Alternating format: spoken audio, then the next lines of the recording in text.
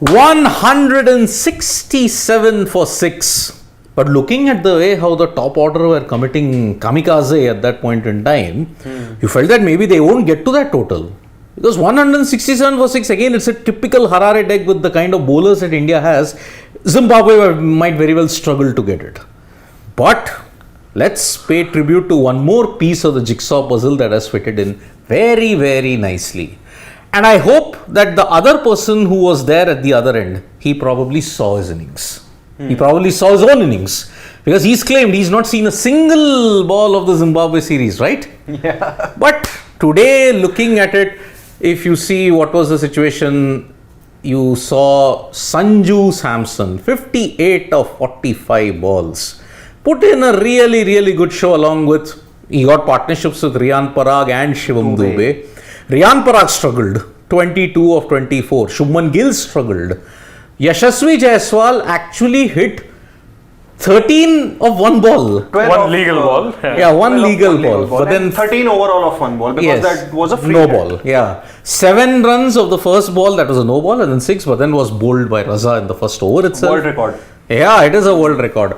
Abhishek Sharma, what kind of shot was he attempting? The intent, they'll all want to brush it under intent. Shivam Dube played a pretty good knock of 26 of 12. Rinku had a cameo. Shane and I were discussing about Abhishek Sharma's dismissal that it was very much predictable by Muzarabani. He had bowled that, back of a line delivery which he slashed over point, which was a drop. And then after that, what Muzarabani did was, he just, pitched the length a bit back. Just pulled it back slightly. Yeah, just pulled it back. Not a lot, but enough. Yeah, I mean, he tried to dance down the ground and flay it over extra cover, but then he got an outside edge. Enough to get an outside edge. So that's why, actually not a good sign at this point. Abhishek Sharma, if you look at it, that 100, I think the rest of the times he's been found wanting. And one problem he tends to have is with the moving ball. It's pretty evident. Early on, the moving ball, which is a big problem considering he's an opener. So anytime if anyone is swinging the ball, then either he'll curb his, or rather he needs to maybe curb his natural instincts a little bit, wait for the ball to stop moving, or figure out a way to kind of, play around that with anywhere. Because again, today the ball did, I think it was a cutter, moved away slightly, just didn't do anything. Sure, they got runs quickly, but then they also lost wickets also. And Shubman Gill, 2 50s. If I'm not mistaken, he got 2 50s, right? 66 and a 58 in the two games. Third and fourth. Yeah. Now 13 or 14 in this entire series. Now that the series is over with the bat for most of them, Shubman Gill is quite lucky to have gotten the 250s. Because he struggled against the extra bounce and the zip that both Muzarabani and Ngarwa were getting at that point. And in the 4th T20, he had the cushion of taking his time because Jaiswal was already going for the big runs. Now when Jaiswal gone and Shubman of 92.86 strike rate, again struggling with the likes of Ngarwa and Muzarabani, not a good sign. But Sanju Samson, I mean, he was the last of the jigsaw puzzle to be fitted in. He didn't get a chance to bat much. He did bat in one of the games. I think this is the second time he's come out to bat in the series. Showed that 4 sixes, 1 for 4 that he's hit.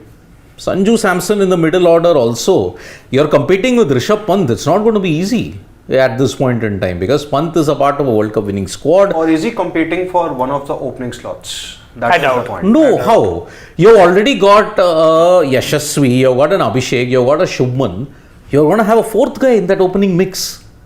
And you already have Rituraj Gaikwad. You have Rituraj also today. Rituraj isn't playing. But Rituraj and all the others, you 5 openers.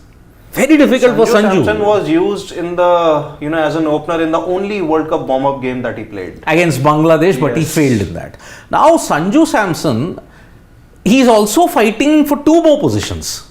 Number 3 and the keeper. Is he really fighting for the number 3 position? He's fighting with Rishabh Pant.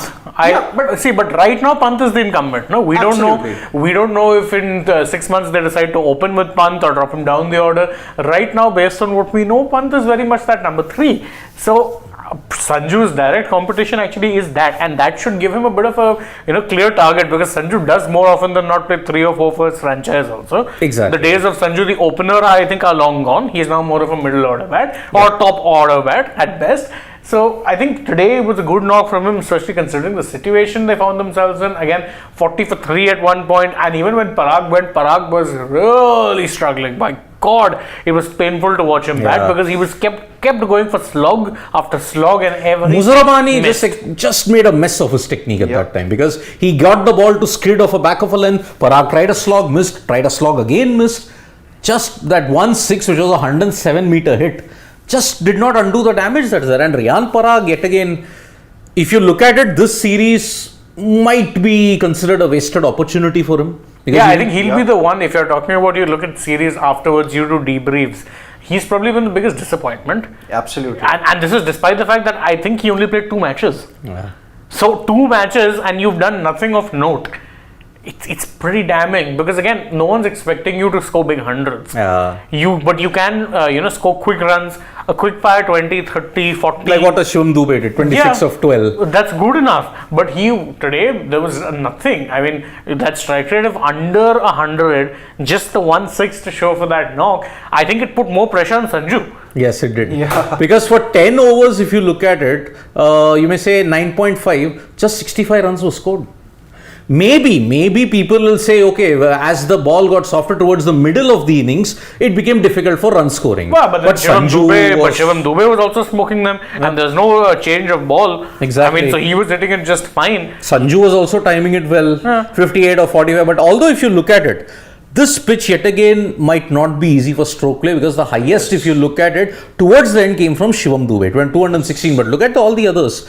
I'm looking at more than 10 balls played, if you look at it. The highest that you got apart from Dube is Sanju Samson. And that's 129 just about. 129. So run scoring isn't going to be easy at this point. But the shots that he played, inside out over extra cover, the lofted shot. If you look at the pull shots that he was playing, it was all fantastic work. And see, Sanju baffles me. Every single time he steps on, he baffles me. Because for a guy who can play this kind of a knock, why does he struggle so often? See, with Sanju, one thing is for sure. I think India should look to give him the same treatment that England have, given to Oli Pope. Bat him.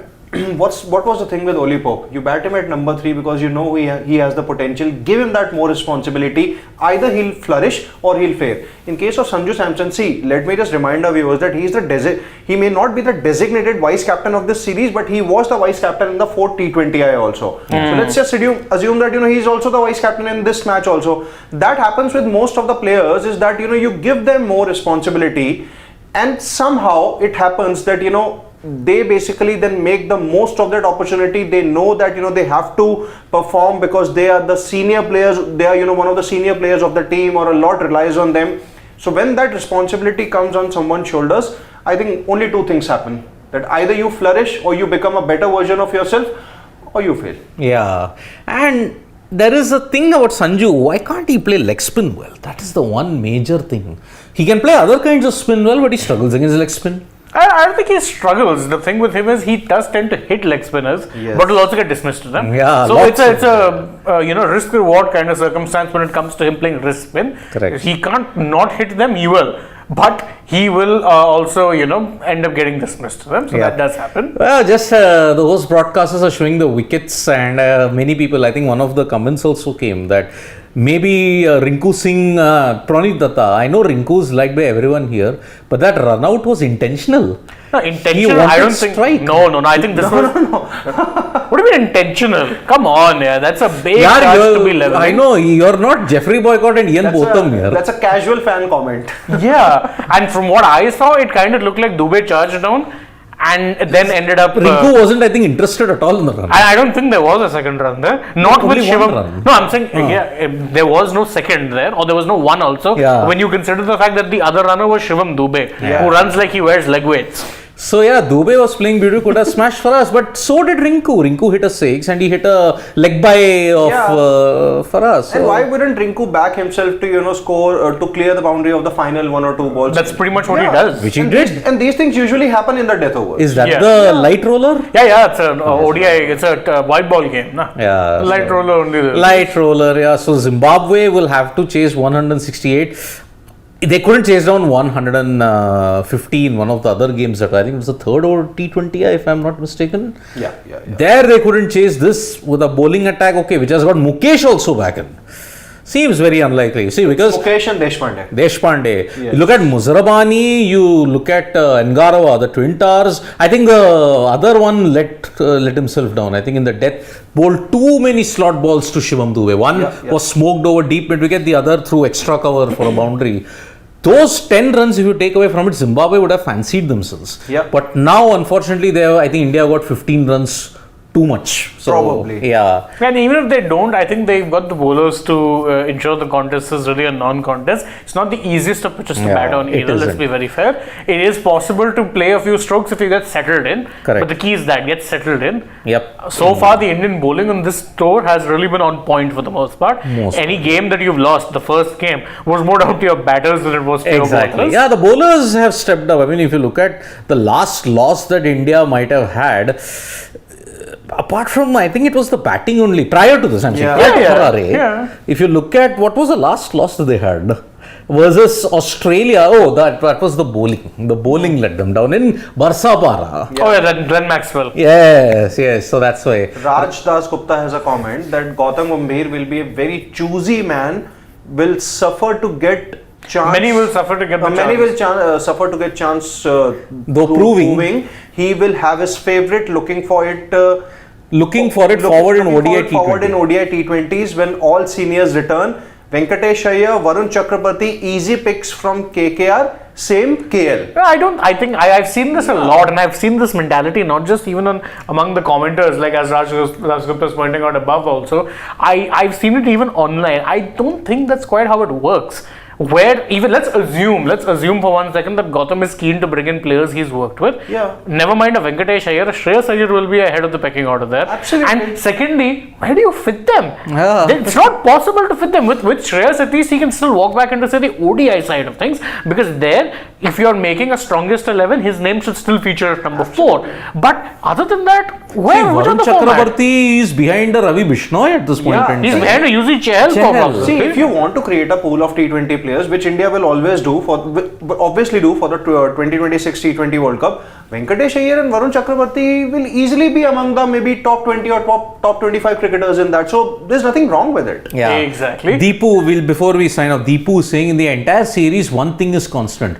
Tuk of Gill in power play and not to accelerate before reaching to his 50. Rohit breaks that mentality while Gill are trying to get back that template. I think with Gill, the problem is he tends to struggle for stroke play if it's not a flatter deck. Yeah. That is an issue with him, and that is something we'll discuss in some detail once the match is done, because it is an issue that and I've mentioned it myself in the past, is that he's conditionally an aggressive player. Yes. If he gets bogged down, he tends to go within his shell, and that's his problem. He's had a very mixed series of Zimbabwe. Dhanush, very unfair saying that he dropped Ritu. I don't think he dropped Ritu so that he can be outperformed. Look, nothing absurd. Don't you think there were changes expected anyways? Absolutely. Yeah. It's a dead rubber. It's a dead rubber. Yeah, and if you're talking about him not performing here, Ritu has 2 good performances from this series to fall back on. Yeah, I know. So I hardly think he's done himself any disservice. And Dhanush, I mean, has the goalpost now shifted? Instead of KL now, everyone's going to target Shubman Gill.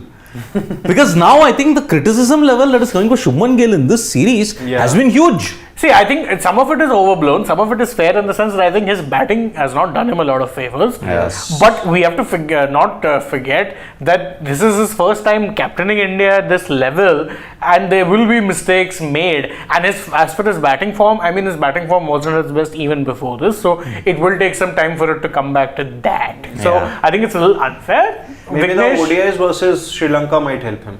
Could be. We'll wait for what is the squad announcement for that series. So let's wait and watch for that. Anyway, we'll join you guys back now after this match is done and dusted. And then celebrating a 4-1 series. 4-1 series win, and then after that you have 10 days of a cricket break. When was the last time we had that? So No, we'll be having women's cricket. Yeah. Women's cricket is on 19. Yeah, the Women's Asia Cup. Yep. Oh, yeah. I'm sorry about men's cricket. Men's cricket only. Okay, so we'll join you for the match end. From me, Shane, and Siddharth Gulati, it's bye-bye. You know, he referred to me as Shane yesterday. He was missing you. Yeah. Or else he was high on something. I don't know. No. He wasn't. He can't be high. Bye. Bye.